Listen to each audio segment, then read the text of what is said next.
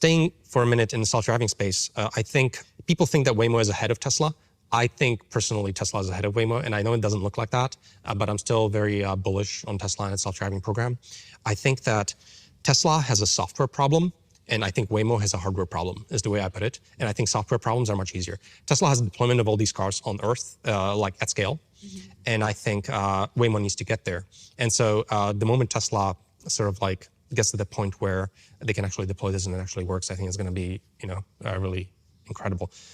The latest builds I just drove yesterday, I mean, it's just driving me all over the place now. They've made like really good improvements, I would say very recently. Yeah, I've been using it a lot recently and it actually works quite well. So, It did some miraculous driving for me yesterday, so I'm very impressed with what the team is doing. And so I still think that Tesla mostly has a software problem, Waymo mostly hardware problem. And so I think Tesla, Waymo looks like it's winning kind of right now, but I think when we look in 10 years and who's actually at scale and where most of the revenue is coming from, I still think they're ahead in that sense. And so I think robotics at scale company is what Tesla is. And I think in terms of the transfer from cars to humanoids, it was not that much work at all. And in fact, like the early versions of Optimus, the robot, it thought it was a car, like because it had the exact same computer, it had the exact same cameras. It was really funny because we were running the car networks on the robot, but it's walking around the office and so on. Suggestion of Elon Musk, who has given me his complete and total endorsement. That's nice. Smart guy. He knows what he's doing. He knows what he's doing. It's very, very much appreciated. I will create a government efficiency commission tasked with conducting a complete financial and performance audit of the entire federal government and making recommendations for drastic reforms. We need to do it. Can't go on the way we are now.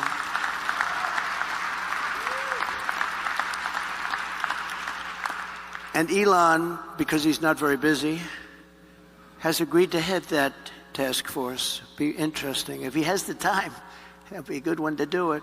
But he's agreed to do it. 안녕하세요. 최근에 많은 분들이 테슬라 주식을 어떻게 하면 좋을까 고민을 많이 하는 것 같습니다. 왜냐하면 앞으로 금리는 인하가 될 것인데 금리가 인하가 되면 한 번에 충격이 올 것이다. 또는 경기 침체로 완전히 돌입을 하기 때문에 많은 기업들이 어려움을 겪을 것이라고 예상을 하시는 분들도 있고, 그와 반대로 단기적인 충격은 오겠지만 결국 금리가 낮아지면서 테슬라의 전기차 판매는 호재를 보일 거라고 보시는 분들도 있습니다. 그리고 많은 테슬라 주주분들의 의견이 엇갈리다 보니까 머스크가 정답을 내주고 있습니다. 테슬라 투자 이유와 왜 지금이 중요한 순간인지 이미 정답지는 보여줬다라고 보여집니다. 왜냐면 머스크가 자율주행 타임라인을 공개했기 때문이겠죠. 앞으로 자율주행이 어떻게 발전이 되고 언제 글로벌 릴리즈가 되면서 사실상 북미 시장, 중국 시장, 유럽 시장에서 FSD가 릴리즈가 된다라면 전 세계 거의 커버친다라고 볼 수가 있습니다. 여기가 주요 자동차 시장이 아닙니까? 그리고 많은 분들이 인터넷에서 내가 자율주행을 좀 아는데 그거 테슬라 안 될 것 같은데, 테슬라 그래가지고는 10년이 지나도 안 될 것 같은데, 이런 분들이 최근에 많이 보이고 있습니다. 하지만 그 어떠한 분들도 안드레 카파시보다 자율주행 분야에서 전문성을 가지지 못합니다. 그리고 지금 안드레 카파시가 테슬라에서 일하는 것도 아니죠. 하지만 최근에 정말로 많은 개선이 나왔다.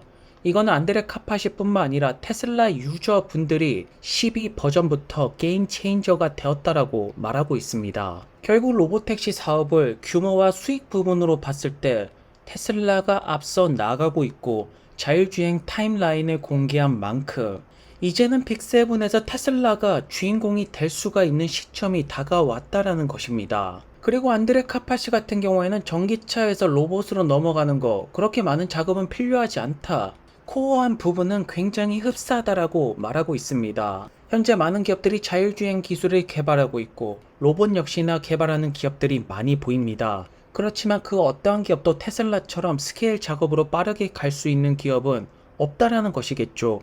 테슬라가 유일하다라는 점입니다. 그래서 머스크는 테슬라 주주분들에게 내년 1분기라고 이미 정답을 가르쳐 줬습니다. 그리고 다양한 테슬라 로보택시 테스트 차량이 목격이 되고 있죠. 지금 미국 같은 경우에는 로보택시의 기준이 웨이모입니다.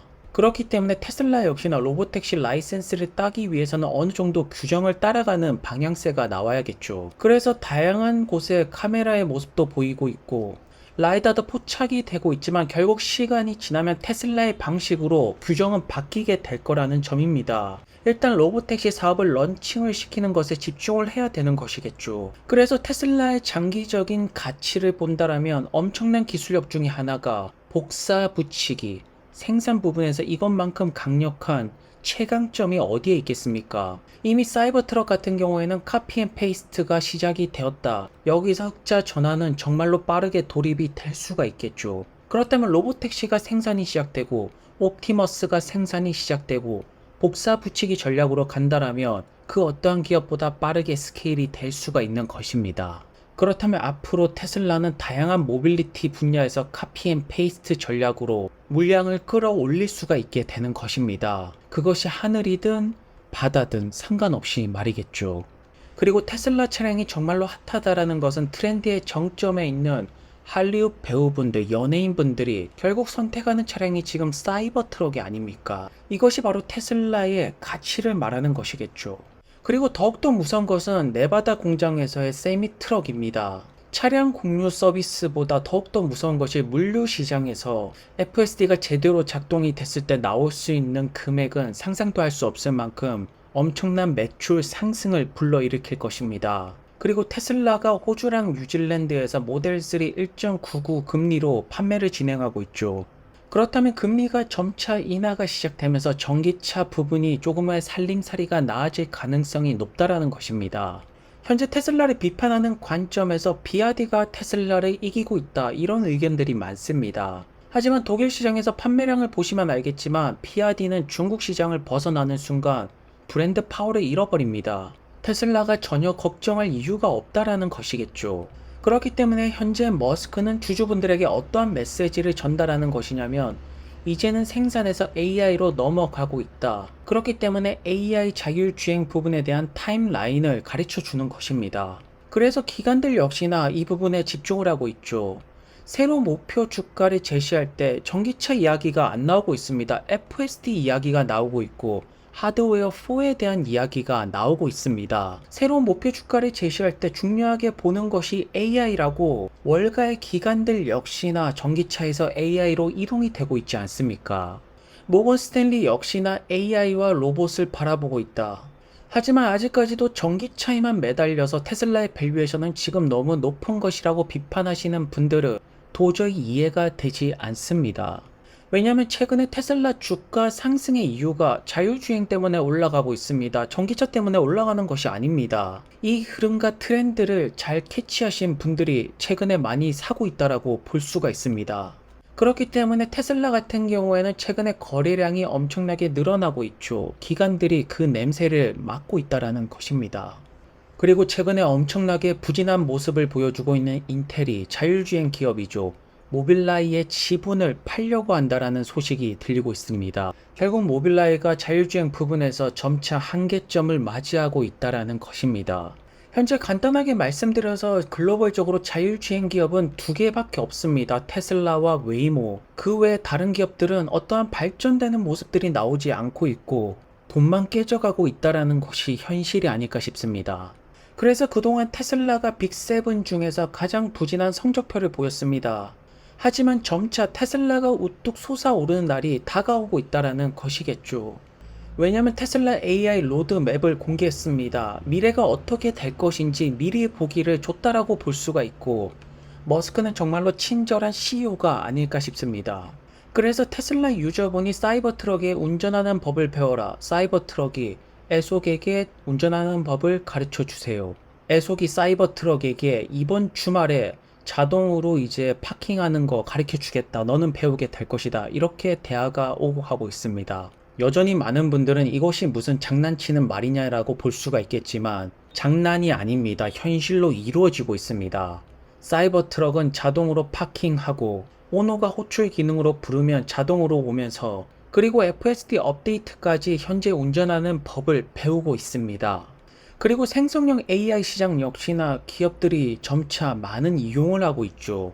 오픈 AI 같은 경우에는 기업용 챗GPT 이용자가 100만 명이 넘었다. 월 구독료를 무려 260만 원으로 인상을 한다라는 것을 검토하고 있습니다. 그만큼 수요가 넘쳐나기 때문에 구독료를 올린다라는 것이 아닙니까? 결국 돈의 흐름은 AI로 가고 있습니다. 그리고 디지털 세상이 아닌 현실 세상에서 가장 뛰어난 AI를 구현하는 기업이 바로 테슬라라는 점이겠죠. 그리고 메가팩 사업 같은 경우는 꾸준히 계약을 따내고 있습니다. 조지아에서 테슬라 메가팩 또 다른 계약을 확보했다라는 소식이 들려오고 있네요. 그리고 스타링크가 점차 인터넷망이 보급되지 않는 곳까지 커버가 되기 시작하고 있고, 스타링크는 향후 테슬라 차량과 로보택시 그리고 옵티머스에게 중요한 백업 역할을 할 수가 있을 거라고 보여집니다. 그리고 여전히 미국 정부를 맹비난하고 있는 것이 현재 머스크의 스탠스라고 볼 수가 있겠죠. 그리고 트럼프는 정부 효율성 부처를 머스크에게 맡기겠다. 머스크는 미국을 위해서 기꺼이 일하겠다. 돈도 필요 없고 명예도 필요 없다라고 말합니다. 그래서 현재 테슬라의 펀더멘탈은 점차 강력해지고 있다. 하지만 딱 한 가지 리스크가 있습니다. 바로 정치 리스크라고 볼 수가 있겠죠. 트럼프가 당선이 된다라면 머스크는 자율주행 부분에 있어서 진짜 강력하게 치고 나갈 수가 있습니다. 하지만 트럼프가 되지 않는다라면 바로 정치 보복이 시작될 것이고 자율주행 분야에서 태클이 걸려올 거라는 점이 있겠죠. 그래서 정치 부분에 대한 리스크 딱 한 가지만 제외한다라면 테슬라의 펀더멘탈은 정말로 강해지고 있다. 기관들이 최근에 매수를 하고 거래량이 늘어나는 데는 분명한 이유가 있다라고 보여집니다. 오늘도 좋은 하루 되시고요. 다음 영상에서 뵙겠습니다. 그럼 감사합니다.